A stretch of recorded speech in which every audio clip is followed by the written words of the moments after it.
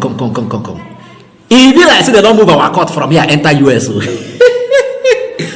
Waiting our court no fit do. Now US court now they handle am. Oh boy, I see this update. I say no. I must carry this update. Come now for this space. No be small matter. When I say I do my eye, I no want me they come catch me say I dey give an update. I beg, make una help me see this update.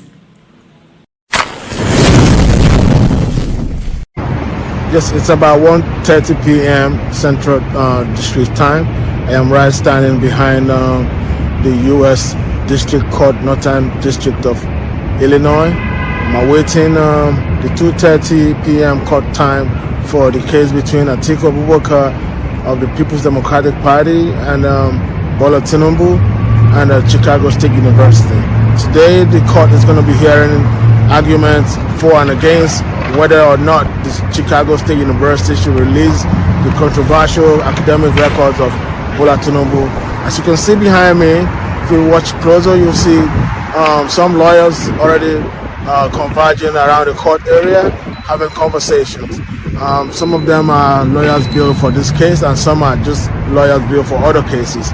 It's a beautiful day today. It's not that hot. It's not that very cold. And I'm going to be here giving you all the live report, giving you details of what is transpiring or what is going to transpire in the court.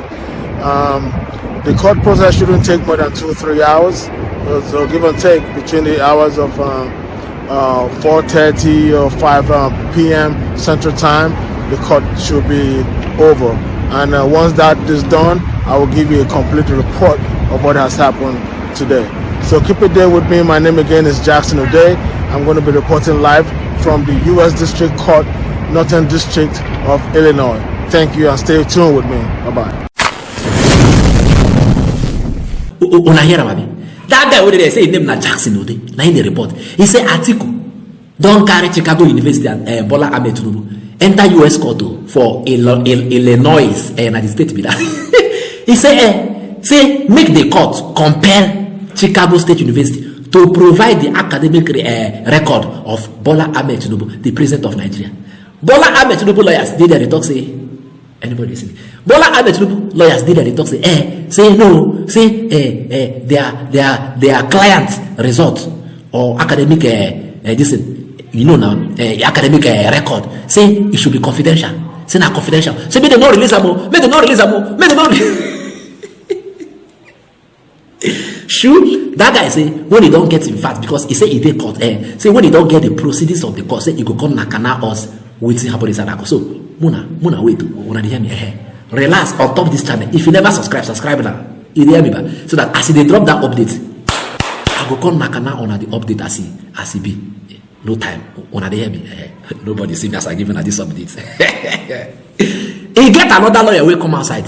That lawyer he pick the cases where they carry enter tribunal. He pick them one by one. As they pick them one by one, now so they analyze them, they go.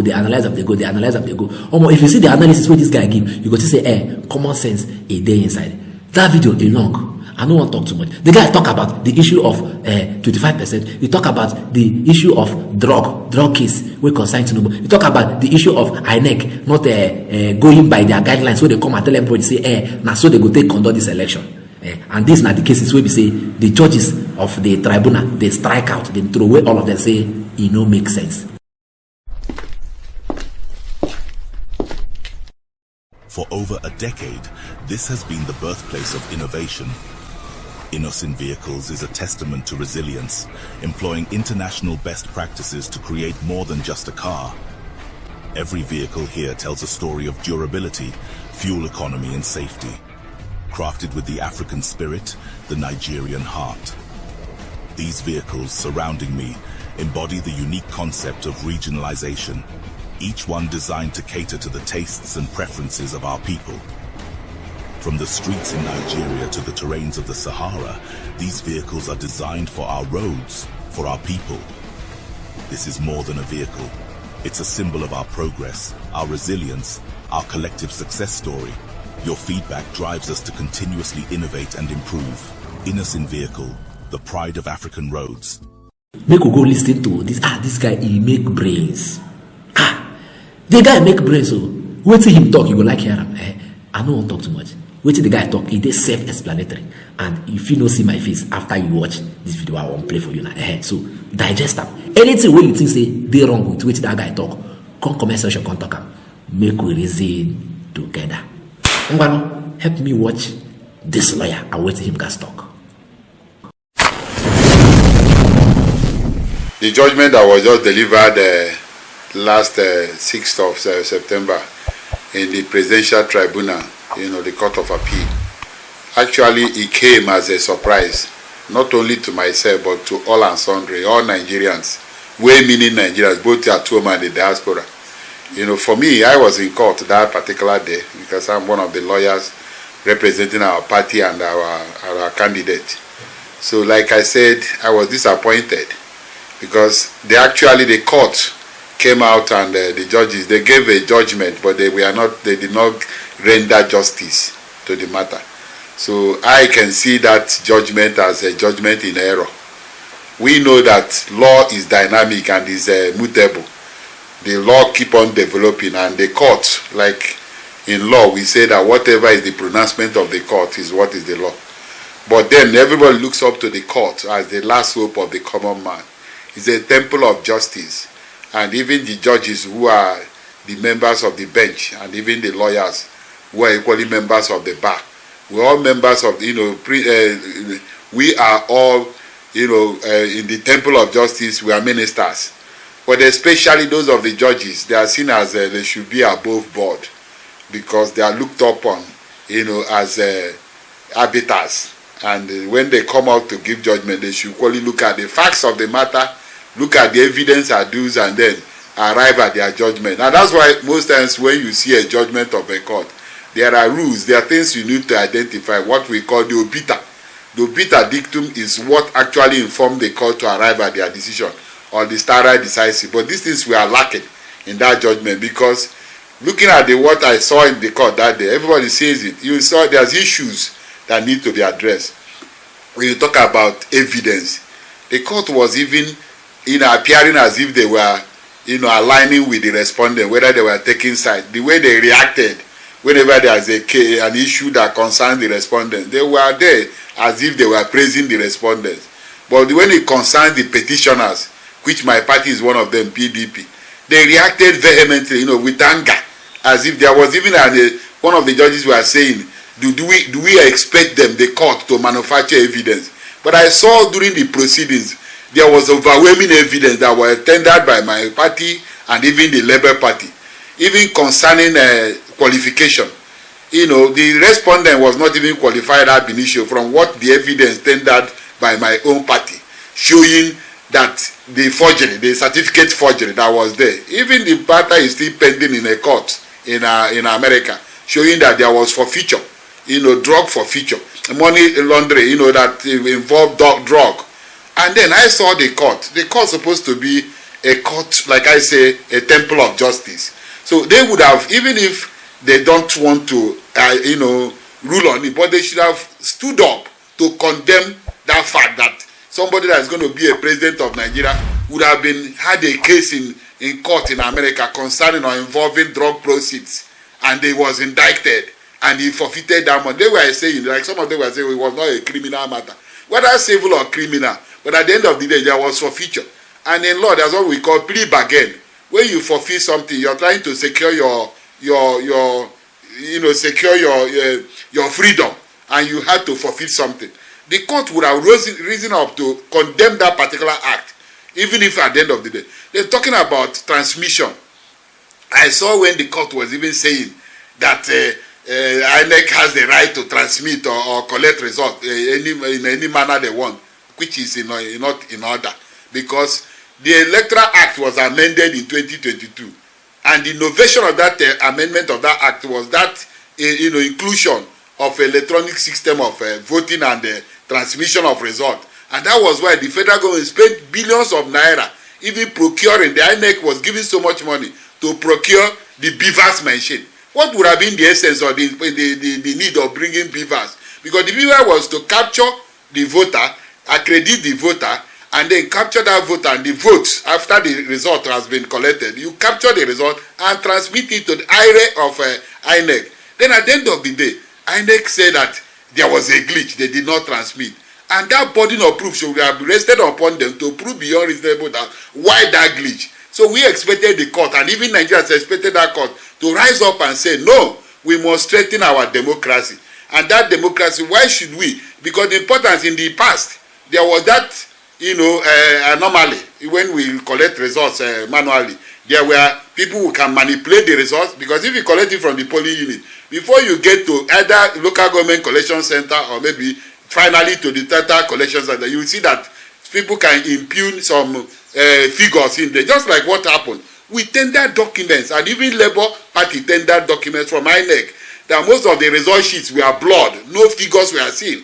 Even the ones that were seen, they saw them Tipexing them, there were Tipex on them, like in River State. These were things that happened and occurred, that took place in that election. We expected the court to condemn it, so that our younger generations who are coming up tomorrow, the future generation, can have confidence in both in INEC, both in the judicial system. Because if you don't do anything, you say the INEC has a right to transmit. You are finished. The Nigeria is finished. Then talk about that. You talk about the fact that, okay, INEC made promises. They said they were going to transmit. They said they were going to, and they failed in those their promises. Those are things we expected that they will rule on it. Then coming to that 25% of the FCT is a constitutional matter.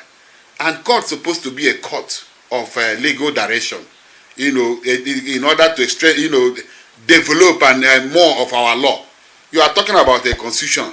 There's provision in section 134, which provided for FCT. But he said that for you to be, announced as a winner of a presidential election, that you must secure 25% in at least 2/3 of all the 36 states in the federation, and that conjunctive word and the FCT. That makes it mandatory. But the judges, the court now ruled and was even taking FCT to be like one of the states of the federation, making it 37 states, which, as far as I'm concerned, was in error, because there's rules of interpretation in law. We have the rules we call the literary rule. That's, you have to interpret literally whatever word you see in that constitution. We have what we call the golden rule. The court has to use golden rule. But the final one is the mischievous rule, the mischief rule. You use the mischief rule to know what is the intent or the intention of the drafters of the constitution. Because the members of the National Assembly, the legislative arm, when they make laws, we were not there. You didn't know what they want to cure. There must be a defect they want to cure. But when you want to read the constitution, the law says you read it, what we call community reading. Go to section 1 of the constitution. It provided that Nigeria should be a federation consisting of states and the FCT, the Federal Capital Territory. It is in section 1 that Nigeria should be a federation consisting of states and the FCT. So when you are not talking about making FCT a part of state, he did not, and he went further. Even if you go further, there's a place he provided in the constitution that provided about the 36 states, even defined them and made them, there's a schedule for 36 states. And he came to local government, he brought 774 local government and defined them. So there's no place he defined FCT as a state. So when you are reading, you do what we call community reading. Not only that section 134, you now said FCT is now regarded as a state. Because there's no governor in FCT. There's no senator in it's only one senator. There are not three senators in FCT. So all these things, we have looked at them. As far as I'm concerned, the court of first instance has pronounced, given a judgment. But one good thing and one beautiful thing is that we still have a window, that there's still a door open for appeal, which is to appeal to Supreme Court, which is the highest court of the land. And why it is important that Supreme Court, apart from adjudicating in matters and ruling on cases, they are a court of legal direction. They direct, and when they direct that this is the law, it becomes the law.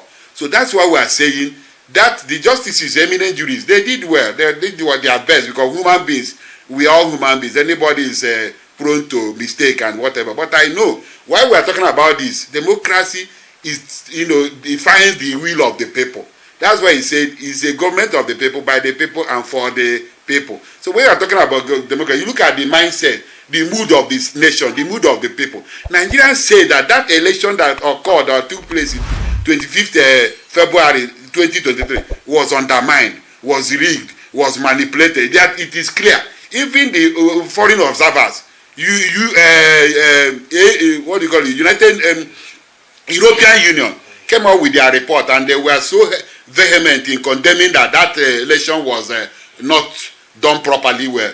And the people came and was reacting, condemning European Union. But this same European Union, people who support Nigeria, both in our election, they provide funds, even in other NDS activities. They still have to assist Nigeria, and they provide funds. And these are people you brought as foreign observers with our local observers. They came up with a report, a well-detailed report, telling us that election was undermined, was manipulated. And you are trying to jettison this. It's not good. You need to look at something that is going to bring for a future generation, leave a legacy for our younger generation. That's what I'll tell you.